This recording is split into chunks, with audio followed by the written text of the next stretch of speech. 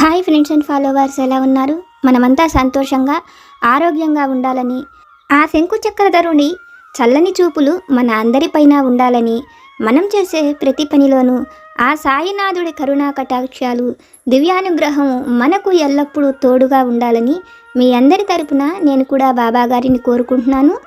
Friends, మన channel ఎవరైనా first time చూస్తుంటే సబ్స్క్రైబ్ చేసుకొని ఒక లైక్ ఇవ్వండి. దానివలన మన సాయినాథుని వీడియోస్ సమస్యల్లో ఉన్న మరికొంతమంది సాయి బంధువులకు చేరతాయి.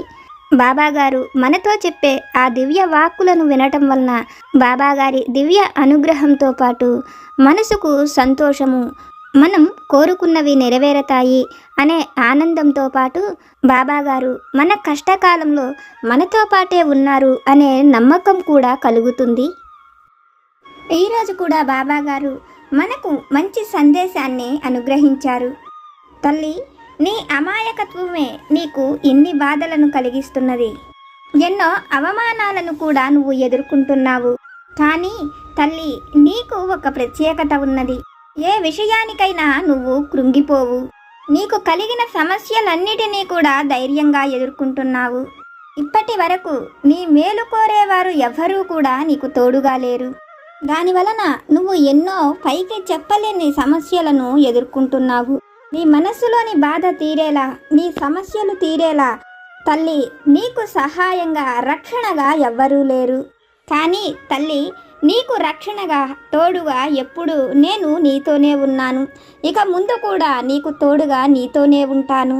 తల్లి, నీ తండ్రిగా నీకు ఒక విషయాన్ని తెలియజేస్తున్నాను. మంచివారు కొంతకాలం కష్టాలను పడవచ్చు, కానీ ఆ కష్టాలే ఎప్పటికీ శాశ్వతం కాదు. తల్లి, నేను నీ జీవితంలో నీకు తోడుగా నీతోనే ఉన్నాను. నువ్వు కోరుకున్న మార్పును తప్పక చూస్తావు. అలాగే బిడ్డ, నీ నమ్మకాన్ని నువ్వు ఎప్పటికీ కోల్పోవద్దు. ఇది నేను నీకు చెప్పేటువంటి శాసనంగా భావించు. నేను శాశ్వతంగా నీతోనే ఉంటాను. అందుకనే మంచి మార్పులను ఈరోజు నుంచి నువ్వు చూడబోతున్నావు. ఈ బాధలు, కష్టాలు ఇంకెంతకాలమో ఉండబోవు. తల్లి, మంచి మాటలనే విని మంచి ఆలోచన చెయ్యి. నలుగురు మేలు కోరే నీకు నీ తండ్రి నీతో ఉన్నంత వరకు ఏ చెడు నీకు జరగదన్న విషయాన్ని గుర్తుపెట్టుకో. నిన్ను బాధ పెట్టేవారికి, నిన్ను హింస పెట్టేవారికి ఎలా బుద్ధి చెప్పాలో బిడ్డ, వారిని నీ నుండి ఎలా దూరం చెయ్యాలో కూడా నాకు బాగా తెలుసు. ఆ విషయాలన్నిటినీ నేనే స్వయంగా చూసుకుంటాను. నీకు ఎటువంటి కష్టము, నష్టము ఇహ నుండి రానివ్వను. తల్లి, ఇది నీ సాయి తండ్రి చెప్పేటువంటి మాట అని నమ్ము అని ఈరోజైతే బాబాగారు ఒక చక్కని సందేశాన్ని మనకు అనుగ్రహించారు. అమాయకత్వంతో ఉన్నవారిని అయినవారు మోసం చేస్తారు, బయట వాళ్ళు కూడా మోసం చేస్తారు. కానీ మనము నమ్ముకున్న మన సాయి తండ్రి మాత్రం మోసం చెయ్యరు. మనకు తోడుగా ఉండి మన బాధలు, కష్టాలు తీరేలా మన సాయి తండ్రి మనతో ఉంటానని బాబాగారు మనతో చెప్తున్న ఈ మాటలలోని పరమార్థాన్ని, సత్యాన్ని ఒక చక్కని కథ రూపంలో ఆ సాయి తండ్రి దివ్య వాక్కుల ద్వారానే విని తెలుసుకుందాం. పూర్వం కాంచనపుర నగరాన్ని విక్రమసేనుడు అనే మహారాజు పరిపాలిస్తూ ఉంటాడు. విక్రమసేనుడు ఎంతో తెలివైనవాడు. ప్రజలను తన కన్నబిడ్డలలాగా చూసుకుంటూ ఉంటాడు. రాజ్యంలో ఏ సమస్య వచ్చినా ప్రతి చిన్న సమస్యను కూడా విక్రమసేనుడు ఎంతో తెలివిగా, జాగ్రత్తగా పరిష్కరిస్తూ ఉంటాడు. దానితో ప్రజలందరికీ కూడా మహారాజు అంటే ఎంతో గౌరవం. ఇలా ఉండగా ఆ రాజ్యపు శివార్లలో శ్యామమ్మ అనే ఒక పేదరాలు ఉంటుంది. శ్యామమ్మకు అందమైన 7 కూతుళ్ళు ఉంటారు. 7వ కూతురు 2 ఏళ్ల వయసులో ఉండగానే భర్తకు అనారోగ్య సమస్య వల్ల చనిపోతాడు. భర్త చనిపోయిన తర్వాత కూడా శ్యామమ్మ ఏమాత్రము బాధపడకుండా తన 7 కూతుళ్లను తను పాచి పని చేసుకుంటూ జాగ్రత్తగా పెంచి పోషిస్తూ ఉంటుంది. శ్యామమ్మ పిల్లలు కూడా శ్యామమ్మ చెప్పినట్లుగానే జాగ్రత్తగా ఇంటనే ఉండి ఇంటి పని అంతా చేసుకుంటూ శ్యామమ్మ ప్రతి పనిలోనూ తనకు సహాయం చేస్తూ తల్లితో పాటే పిల్లలు ఎంతో జాగ్రత్తగా ఉంటారు. వాళ్ళు ఏ హంగులకు పోయి శ్యామమ్మను ఏవి కోరేవాళ్ళు కాదు. తనకు అటువంటి మంచి సంతానం ఇచ్చాడని ఆ ఈశ్వరుడికి ఎప్పుడూ కృతజ్ఞతలు తెలుపుకుంటూ ఉండేది. తన బిడ్డలను పెంచుకునేందుకు కూడా తనకు సహాయం చెయ్యమని ఏ రోజు మహారాజును కోరేది కాదు. శ్యామమ్మ తన బిడ్డలు ఉన్నవాటితో సంతోషంగా జీవిస్తూ ఉండేవాళ్ళు. శ్యామమ్మ బిడ్డల అందచందాలను చూసి ఎవరో ఒకరు వారిని వివాహం చేసుకునేందుకు వస్తారని, ఆ దేవుడు తనకు అటువంటి సహాయం చేస్తే చాలని, ఇంకా తన జీవితానికి ఏమీ అవసరం లేదని, తనకంటూ ఏవీ కావాలని శ్యామమ్మ ఏ రోజు కోరుకునేది కాదు. ఇలా ఉండగా శ్యామమ్మ పెద్ద కూతురి ఆరోగ్యం కొంచెం కూడా బాగోలేదని, పిల్ల అనారోగ్యంతో ఇబ్బంది పడుతున్నది కదా అని ఆలోచించిన శ్యామమ్మ తన పెద్ద కూతుర్ని వైద్యుడి దగ్గరకు తీసుకువెళ్తుంది. వైద్యుడు చెప్పిన మాటలు విన్న శ్యామమ్మ ఆశ్చర్యపోతుంది. తన కూతురుకు ఎటువంటి అనారోగ్యము లేదని, ఆమె కడుపుతో ఉన్నదని వైద్యుడు చెప్తాడు. ఆ మాటలు విన్న శ్యామమ్మకు ఎంతో బాధ కలుగుతుంది. తన బిడ్డలకు ఏదో ఒక విధంగా వివాహం చెయ్యాలని, ఎవరైనా మంచివాళ్ళు వచ్చి తన బిడ్డలను వివాహం చేసుకుంటారని ఎదురు చూస్తున్న సమయంలో తన బిడ్డకు ఆ విధంగా కడుపు రావడం ఏమిటి, తనను ఇప్పుడు ఎవరు వివాహం చేసుకుంటారు అని ఆలోచిస్తూ అసలు తనకు ఆ కడుపు రావడానికి కారణమైన వారు ఎవరో చెప్పమని ఆ బిడ్డను ఎన్నో రకాలుగా అడుగుతుంది. ప్రేమతోనూ బాధతోనూ కోపముతోనూ ఎన్నో రకాలుగా అడుగుతుంది. తనను తిట్టి కొట్టి ఎన్ని చేసినా కూడా ఆ పిల్ల తనకు ఎవరితోనూ సంబంధం లేదని, తనకు ఆ కడుపు ఎలా వచ్చినదో కూడా తెలియదని, ఇంట తను తన చెల్లెళ్లతోనే ఉంటున్నదని, బయటకు వెళ్ళినా కూడా తన చెల్లెళ్ళు తనతో పాటే వస్తారని, కాబట్టి తనకు ఏ విషయాలు తెలియదని, ఏ పురుషుడితోనూ తనకు ఎటువంటి సంబంధము లేదని తల్లి శ్యామమ్మను గట్టిగా పట్టుకొని ఏడుస్తుంది. పెద్ద కూతురు చెప్పిన మాటలు విన్న శ్యామమ్మకు తన బిడ్డ తనతో నిజమే చెప్తున్నదని, ఆ బిడ్డకు ఏమీ తెలియదని, అయితే తన బిడ్డకు ఆ కడుపు ఎలా వచ్చినదో కూడా, ఎవరి వల్ల వచ్చినదో కూడా శ్యామమ్మకు కూడా అర్థం కాని పరిస్థితుల్లో ఆ బిడ్డ పరిస్థితిని తలుచుకుంటూ శ్యామమ్మ బాధపడుతూ ఉంటుంది. పెద్ద పిల్లకు నెలలు నిండుతూ ఉన్న సమయంలో రెండవ పిల్ల ఆరోగ్యం కూడా బాగోక బాధపడుతూ ఉంటుంది. ఆ బిడ్డను కూడా వైద్యుడి దగ్గరకు తీసుకువెళ్ళినప్పుడు శ్యామమ్మ రెండవ కూతురు కూడా కడుపుతో ఉన్నదని తెలియడంతో శ్యామమ్మకు మరింత ఎక్కువ బాధ కలుగుతుంది. ఏమీ తెలియని తన బిడ్డలకు ఆ విధంగా కడుపు రావడం ఏమిటో శ్యామమ్మకు కొంచెం కూడా అర్థం కాదు. పెద్ద పిల్లకు ఒక మంచి ఆడపిల్ల పుడుతుంది. శ్యామమ్మ ఆ బిడ్డను కూడా జాగ్రత్తగా పెంచుతూ ఉంటుంది. తన పిల్లలకు ఆ విధంగా కడుపు ఎందుకు వచ్చిందో శ్యామమ్మకు అర్థం కాదు. రెండవ పిల్లకి నెలలు నిండుతున్న సమయంలో శ్యామమ్మ మూడవ కూతురుకు కూడా ఆరోగ్యం బాగుండదు. ఆమెను వైద్యుడి దగ్గరకు తీసుకువెళ్ళినప్పుడు ఆమె కూడా కడుపుతో ఉన్నదని తెలుసుకొని శ్యామమ్మకు మరింత దుఃఖం పెరిగిపోతుంది. తన ముగ్గురు బిడ్డల పరిస్థితి ఈ విధంగా ఎందుకు అయిందో శ్యామమ్మకు కొంచెం కూడా అర్థం కాదు. ఆ రెండవ బిడ్డకి పండంటి మగపిల్లవాడు పుడతాడు.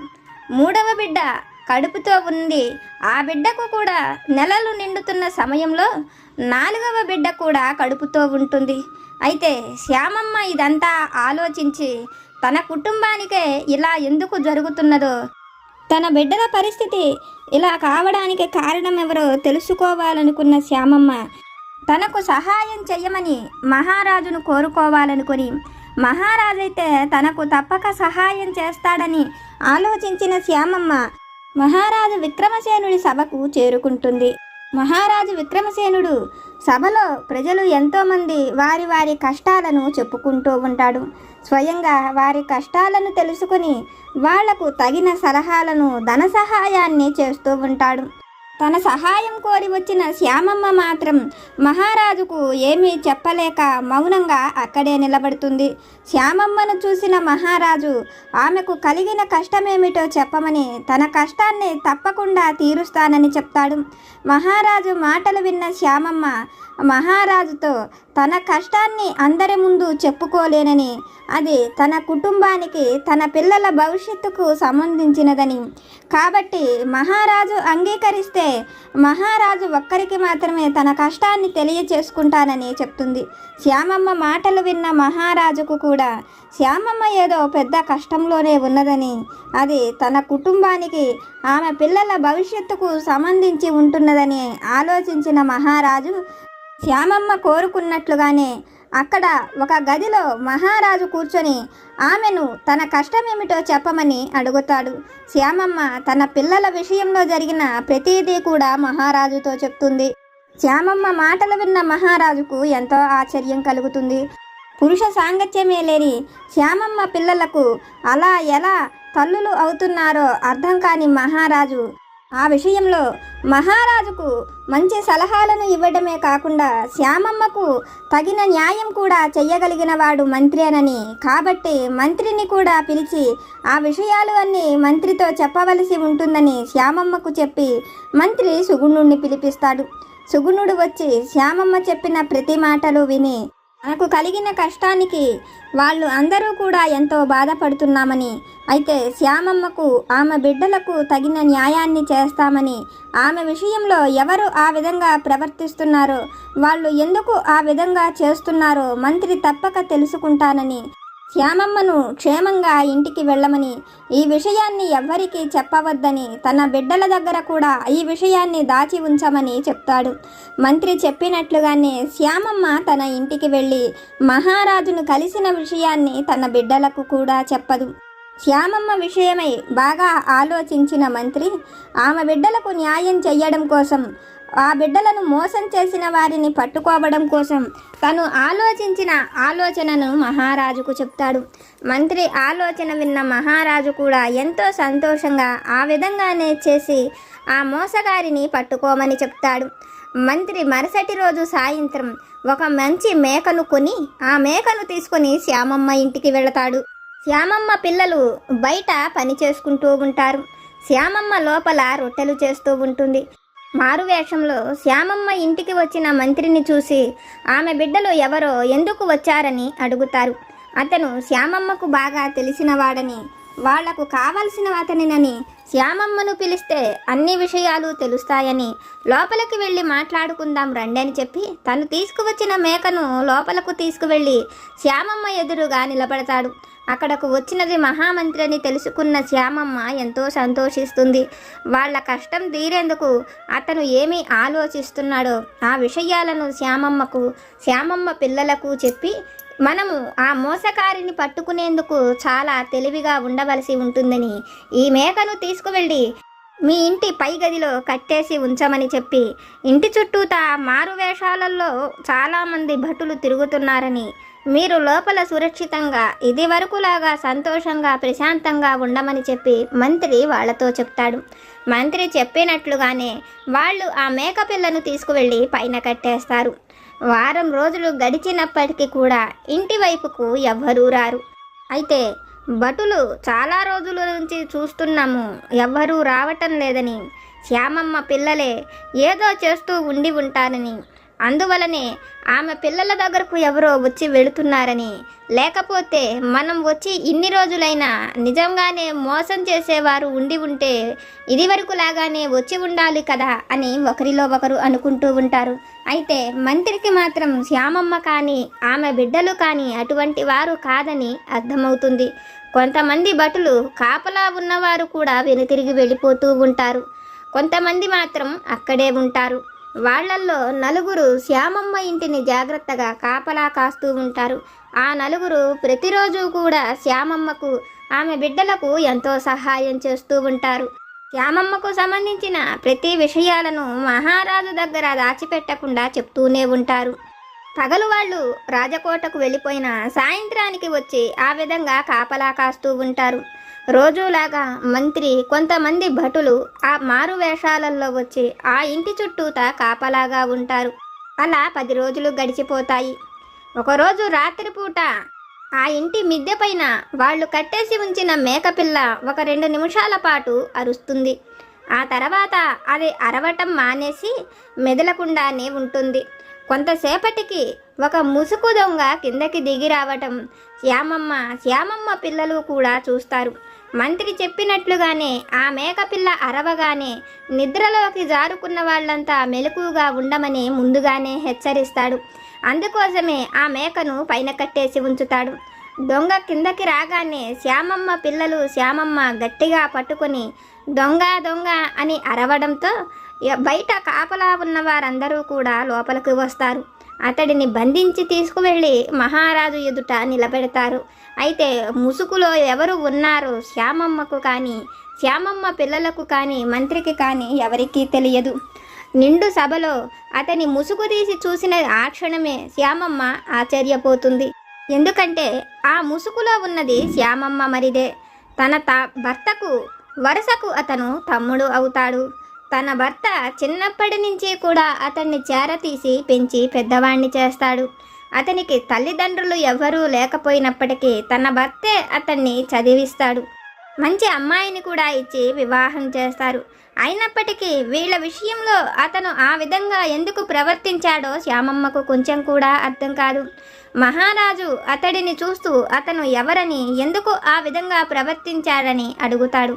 అతను శ్యామమ్మకు స్వయాన మరిదిని అవుతానని, తన భర్త అతనికి అన్నవరస అవుతాడని, అయితే చిన్నప్పటి నుంచి కూడా అతను తనని ఎంతో ప్రేమగా పెంచి పెద్ద చేశాడని, కానీ శ్యామమ్మను వివాహం చేసుకున్న తరువాత అతను తనను పట్టించుకోవడం మానేశాడని, తన సరదాలకు సంతోషాలకు అతను ధనమిచ్చేవాడు కాదని, మొత్తము శ్యామమ్మకే తీసుకువచ్చి ఇచ్చేవాడని ఆమె చెప్పగా అతనికి వివాహం కూడా చేసి తనను వేరే ఇంట ఉంచాడని, ఈ విషయాలు ఏవి అతనికి నచ్చలేదని, అన్న మీద కోపంతోనూ వదిన మీద కోపంతోనే వదిన పిల్లల విషయంలో ఆ విధంగా తను ప్రవర్తిస్తున్నానని, తను పెళ్లి చేసుకున్న స్త్రీకి సంతానం కూడా కలగలేదని, అన్న బ్రతికి ఉన్నప్పుడు సరిగ్గా అన్న ఇంటికి వెళ్ళేవాడిని కానని, కానీ అన్న చనిపోయిన తరువాత చివరి చూపు చూసేందుకు అక్కడికి వచ్చిన తనకు అన్న 7 కూతుళ్ళ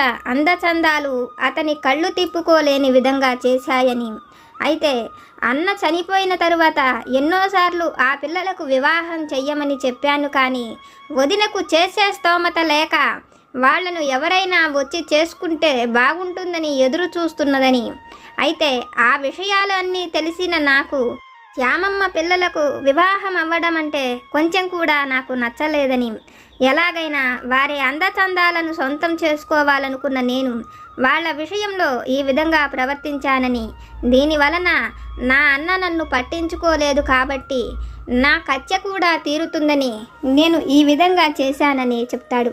మరిది మాటలు వింటున్న శ్యామమ్మకు ఎంతో ఆశ్చర్యం కలుగుతుంది.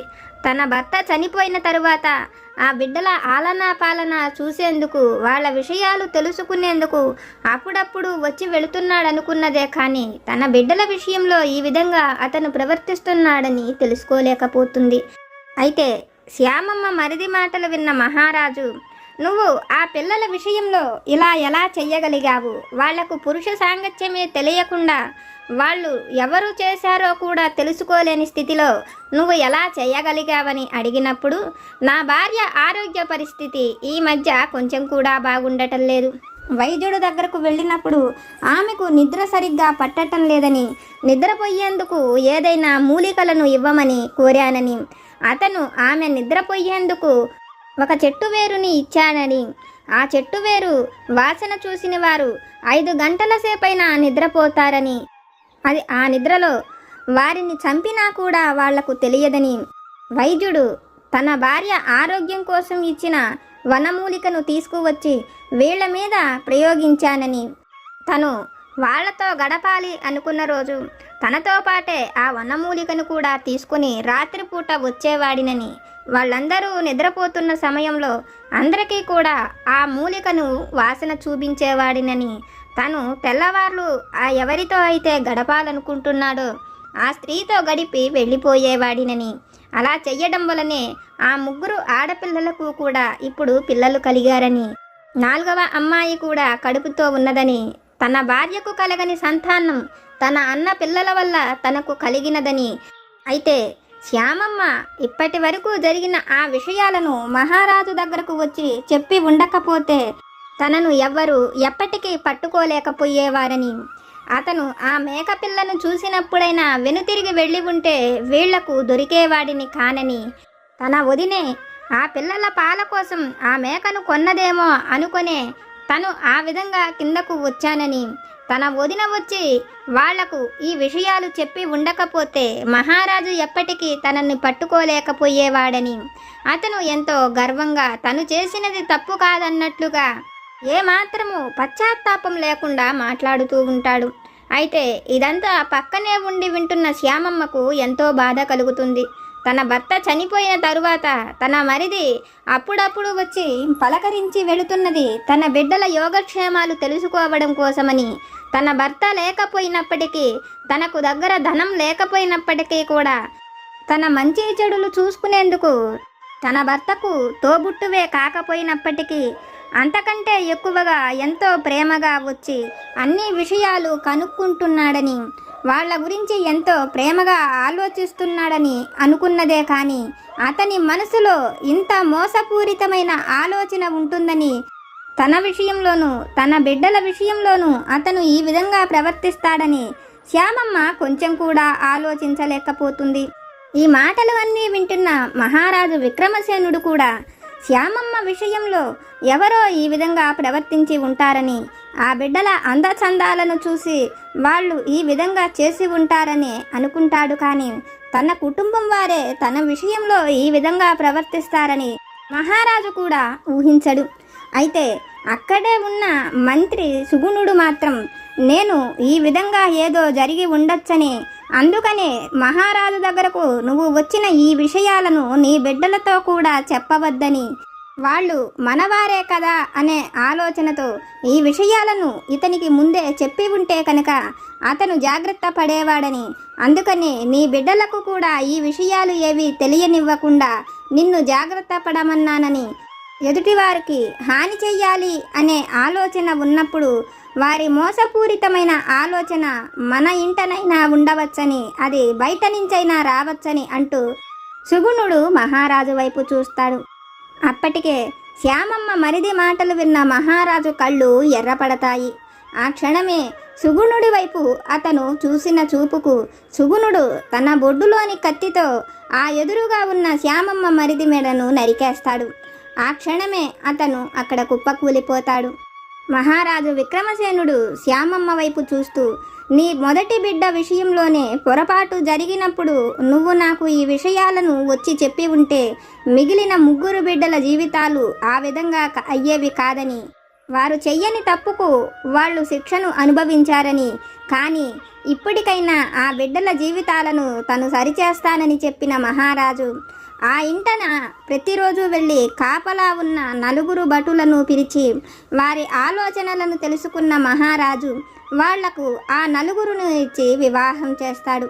శ్యామమ్మతో, అమ్మ, శత్రువులు ఎప్పుడు దూరంగా ఉండరని, మన చుట్టూత మనకు తెలిసిన వాళ్ళలాగా మన మధ్యనే తిరుగుతారని, అవసరమైనప్పుడే వారి ఆలోచనలను ఈ విధంగా తెలియపరుస్తారని, కాబట్టి మన చుట్టూ ఉండేవారు ఎటువంటి వారో మనం వారిని గ్రహించాలని, ఎప్పుడైనా ఒకసారి మోసపోయిన తరువాత రెండవసారి వారిని చేరతీయకూడదని, ఆ మిగిలిన 3 బిడ్డల జీవితము సంతోషంగా ఉండేట్లు వారిని జాగ్రత్తగా చూసుకోమని, వివాహ వయసు వచ్చినప్పుడు మహారాజుకు తెలియచేస్తే వాళ్లకు కూడా తగిన వివాహాలను వెతికి తానే వివాహం చేస్తానని శ్యామమ్మకు మాట ఇస్తాడు.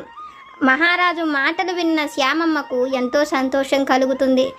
పాడైన తన 4 బిడ్డల జీవితాలను బాగు చేశాడని, మహారాజు అన్నట్లే మోసం చేసేవారు ఎక్కడో ఉండరని, మన చుట్టూ మనతోనే మన వారిలా తిరుగుతూ ఉంటారని, సమయం వచ్చినప్పుడు వాళ్ళ ఆలోచనలకు తగినట్లుగా మనల్ని మోసం చేస్తారని, అయితే తనను తన బిడ్డలను నమ్మించి మోసం చేసిన వాడికి మహారాజు మరణదండనను విధించాడని, తనకు తన బిడ్డలకు తగిన న్యాయాన్ని చేశాడని శ్యామమ్మ ఎంతో సంతోషిస్తుంది.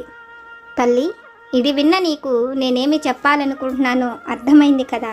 నిన్ను వారు నమ్మించి మోసం చేశారని నువ్వు ఎంతగానో బాధపడుతున్నావు. నువ్వు ఎంతో కష్టపడి దాచిన ధనాన్ని అన్నింటినీ కూడా వారు మోసం చేశారు. తల్లి, ఈ రోజున నువ్వు ఎవరిని నమ్మలేకపోతున్నావు, కానీ నేను నీకు తప్పక న్యాయాన్ని చేస్తాను. నిన్ను మోసం చేసిన వారు ఎవరైనా బిడ్డ, నేను వారిని విడిచిపెట్టను, వారికి తగిన గుణపాఠాన్ని నేర్పిస్తాను అని మన సాయి సమర్థులు ఒక చక్కని సందేశాన్ని మనకు తెలియచేస్తున్నారు. ఫ్రెండ్స్, బాబాగారు మనల్ని అనుగ్రహించి ఆశీర్వదించి మనతో చెప్పిన ఈ మాటలను విన్నారు కదా.